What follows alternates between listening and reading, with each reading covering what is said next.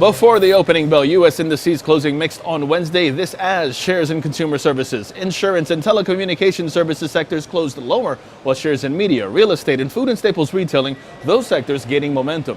Now on the economic docket, MBA mortgage applications increasing by 5.1% in the week ended June 15th. Existing home sales decreasing to 5.43 million as advancers ahead of decliners. 58% of SP500 constituents, they traded higher yesterday. Now, after the markets closed, Micron Technology announcing third quarter adjusted EPS of $3.15 versus 85 cents 1 year ago on sales of $7.8 billion.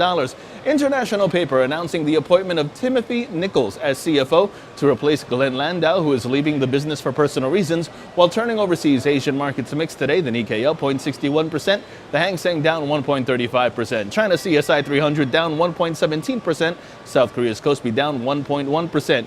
European markets mostly down, and U.S. futures calling for a negative start. In terms of expectations today, Kroger first quarter EPS seen at 63 cents. Darden Restaurants fourth quarter EPS seen at $1.35 on sales of approximately $2.1 billion.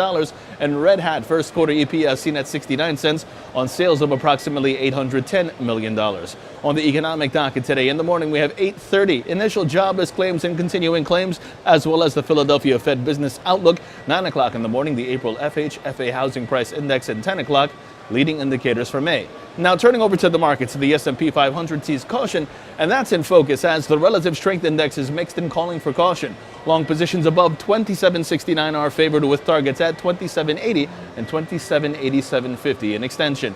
Onto the Nasdaq, that sees a bullish bias above 7302, while the Dow Jones sees the bias remain bullish.